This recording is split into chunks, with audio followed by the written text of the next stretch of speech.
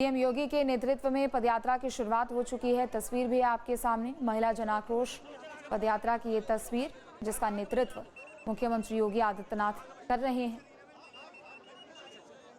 बता दें कि लोकसभा में बिल गिरने के बाद बीजेपी की ओर से प्रदर्शन की यहां पर पूरी तैयारी भी की गई। बीते दिन मुख्यमंत्री योगी आदित्यनाथ ने प्रेस कॉन्फ्रेंस भी की और विपक्ष पर जमकर निशाना भी साधा। तो आज उस अभियान की शुरुआत का दिन है, जिसकी तस्वीर अब प्रदेश भर से देखने को मिलेंगी।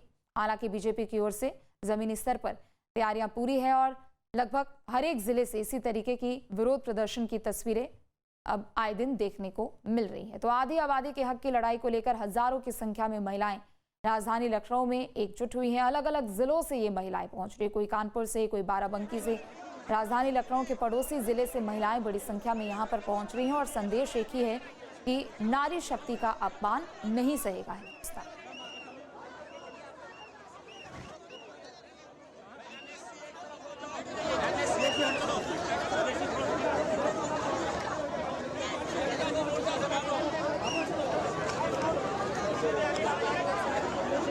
आगे चलो, इतना नजदीक नहीं, आगे बढ़ो, आगे आगे बढ़िए, आगे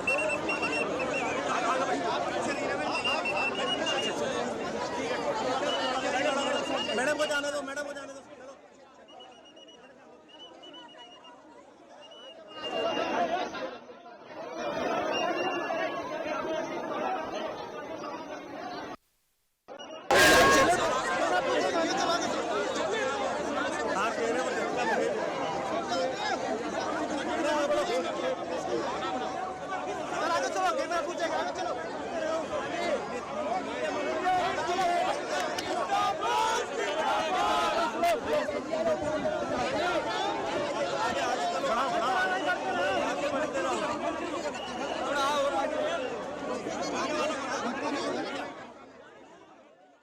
तो देखिए, मुख्यमंत्री योगी आदित्यनाथ के नेतृत्व में ये पद यात्रा अब निकाली जा रही है और सीएम आवास से विधान भवन तक ये पद यात्रा निकाली जा रही है। तस्वीरें आपको दिखा रहे हैं, भारी संख्या में महिलाएं इसमें मौजूद हैं। मुख्यमंत्री योगी आदित्यनाथ समेत दोनों डिप्टी सीएम यहाँ पर मौजूद हैं। भारत का झंडा और मुख्यमंत्री खुद भी यहाँ पर पद यात्रा में शामिल हुए हैं। महिला आरक्षण पर अब प्रदेश भर में ये पद यात्रा जो है वो निकाली जा रही है और तस्वीरें आपको दिखा रहे हैं। आप देखिए किस तरह से यहाँ पर हाथों में तख्तियां है, महिलाओं के चेहरों पर ये आक्रोश देखा जा रहा है, क्योंकि जिस तरह से लोकसभा में महिला आरक्षण का जो विधेयक था वो पारित नहीं हुआ, वो गिर गया। उसके बाद अब महिलाओं में आक्रोश है। उनका कहना है कि हमारी मांग है कि हमें जो 33% आरक्षण की बात सरकार की तरफ से कही जा रही थी वो मिलनी चाहिए। विपक्ष के खिलाफ ये प्रदर्शन है, क्योंकि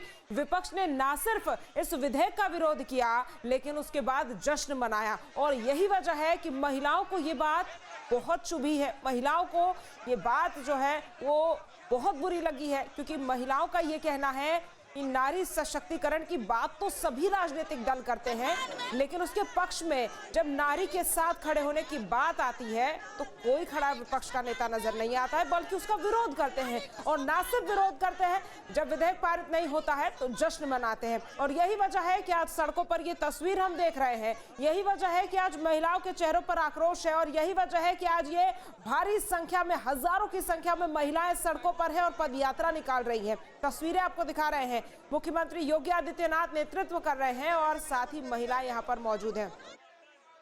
आप देखिए कि किस तरह से पदयात्रा में भारी संख्या में महिलाएं हैं और विपक्ष के खिलाफ ये पदयात्रा निकाली जा रही है। अपनी मांगों के हित के लिए पदयात्रा निकाली जा रही है। इतिहास रहा है कि महिलाओं को हर बार दबाया गया है। इतिहास रहा है कि महिलाओं को हर बार पीछे धकेला गया है। महिला अपने वर्चस्व की लड़ाई लड़ती रही है। यही वजह है कि आज महिलाएं सड़कों पर है और अपनी मांगों को लेकर, अपने सशक्तिकरण की मांग को लेकर आज प्रदर्शन कर रही है। आज यहाँ पर ये पदयात्रा महिलाओं की तरफ से निकाली जा रही है। महिला आरक्षण बिल में जो संशोधन लाया गया था, आपको ये भी बता दें कि महिला आरक्षण बिल जो है वो 2023 में, सितंबर 2023 में संसद से पास हो गया था, लेकिन उसके अंदर एक संशोधन लाया जाता है, उसको पारित कराया जाता है कि महिलाओं को 33% आरक्षण दिया जाए। विपक्ष ये कह रहा है कि हम महिला विरोधी नहीं हैं, हम ये नहीं कह रहे हैं कि ये कानून नहीं बनना चाहिए, लेकिन विपक्ष का विरोध कुछ और है, ये विपक्ष कह रहा है। विपक्ष का कहना है कि वो जो है महिला आरक्षण का विरोध नहीं करता है, वो डिलिमिटेशन का विरोध कर रहा है, वो सेंसस का विरोध कर रहा है, यानी कि परिसीमन का विरोध कर रहा है, और जनगणना के आधार पर जो परिसीमन होना चाहिए उसका विरोध कर रहा है।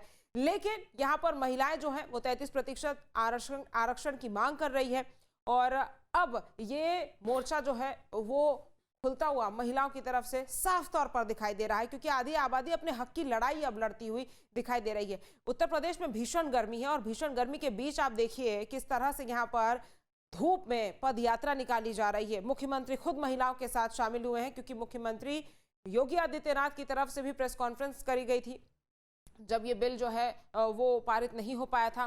प्रधानमंत्री नरेंद्र मोदी ने खुद महिलाओं से आकर माफी मांगी थी, उन्होंने राष्ट्र के नाम संबोधन किया था और विपक्ष पर भी कड़ा निशाना साधा था कि विपक्ष की जो नीयत है वो स्पष्ट हो गई। और यही वजह है कि अब जब महिलाएं हैं वो सड़कों पर हैं, और ये तस्वीर आपके सामने है, ना तो इनमें कोई राजनीतिक दल की महिलाएं हैं और ना ही कोई राजनीतिक पार्टी है, लेकिन इसमें सबसे बड़ी बात यह है कि ये वो आम महिलाएं हैं जिनके हक की बात सदन में हो रही थी। ये वो आम महिलाएं हैं जिनको 33% आरक्षण की बात कही जा रही थी, जो नहीं मिल पाया, जिसके बाद अब महिलाओं में आक्रोश है, क्योंकि महिलाओं का ये कहना है कि आखिर कब तक महिलाएं लड़ाई लड़ती रहेंगी अपने हक के लिए।